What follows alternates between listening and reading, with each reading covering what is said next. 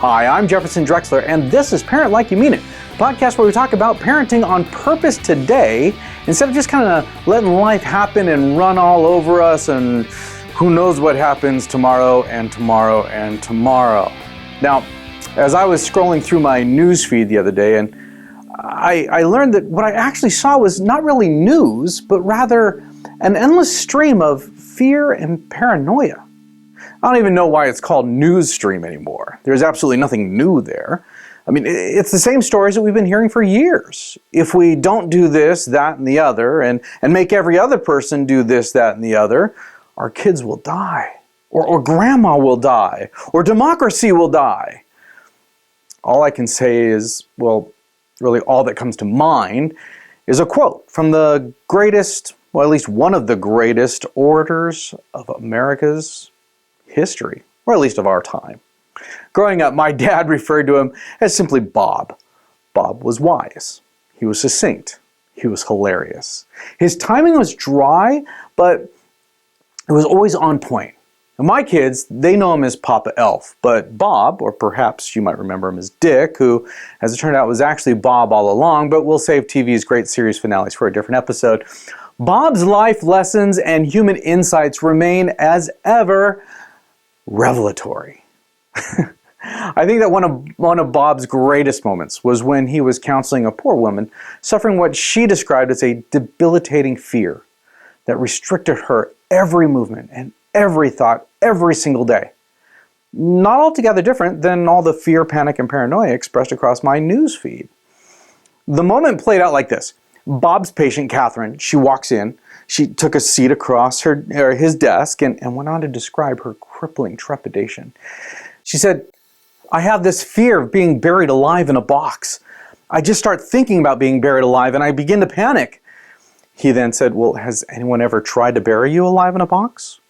"Well, no, but truly, thinking about it does make my life horrible. I can't go through tunnels or be in an elevator or even in a house or anything boxy." As a therapist, a professional with decades of experience that I've observed time and time again since the days of my youth, the sage simply replied with the most perfect advice that he possibly could offer her. Bob said, "Stop it." She replied, "I can't. It's been with me since childhood." No, just stop it," Bob said. She went on, "Well, I'm also bulimic. Stop it." She says, I have self-destructive relationships with men. Stop it. Don't be such a big baby." She then continued on, and then finally she said, "Well, I wash my hands a lot." And he said, "Whoa, no, wait, that's okay. Don't worry about that one. Washing your hands is actually a good thing." You see, while Bob Newhart's therapist is obviously overly simplistic and meant to get a laugh, it's only funny because too many people behave just like Katherine. They foster unfounded and unreasonable fears, such as being buried alive in a box, that they let those fears dictate every aspect of their lives, regardless of the fact that these fears are not grounded in reality whatsoever. Then, they obsess over these fears nonstop, grasping onto one false conclusion after another, all based on illogical and easily overcomable premises. Are you freaked out over COVID? Stop it. Are you afraid that every police officer in the land is on the prowl like a roaring lion seeking for minorities to devour? Stop it. Are you worried that conservatives will raid the Capitol building and tear down our democracy? Stop it. Are you filled with fear that the trucker convoy sweeping across America and that was in Canada will make a difference and compel North American leaders to rethink their totalitarian mandates? Well, actually, wait a minute, that one might be okay. Don't worry about that one. But seriously, freak out about the things that are really worthy of your freak.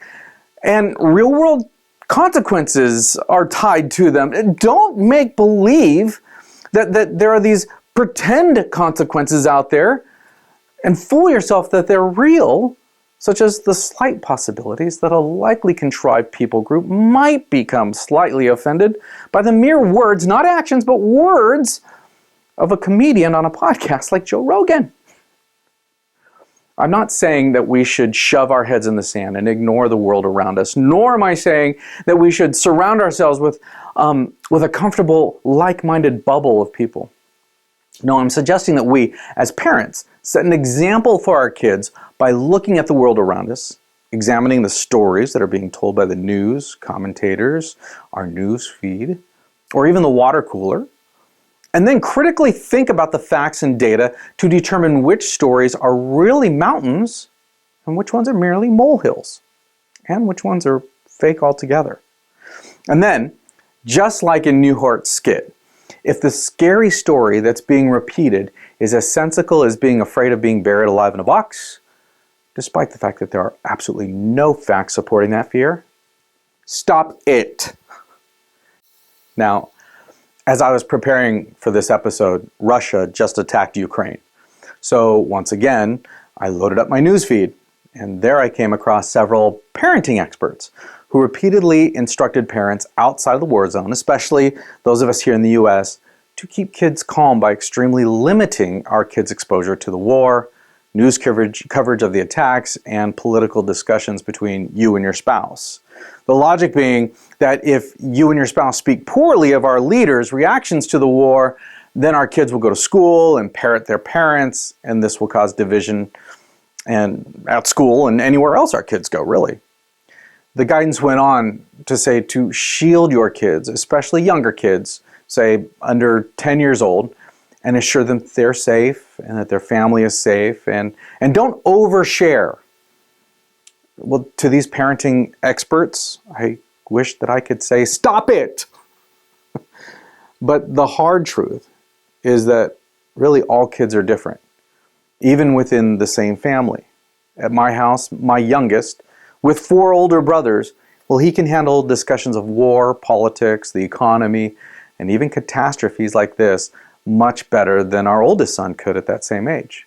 So my advice is that you should set a healthy example.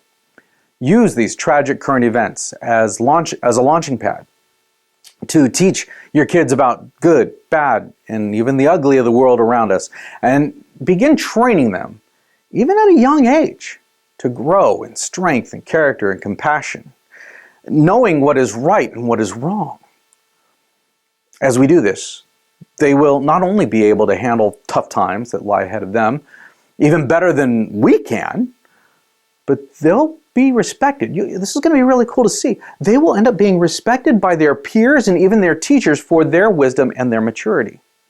As Frederick Douglass, a man who was born a slave and was never a stranger to tough times throughout his life, he said, it's easier to build strong children than to repair broken men.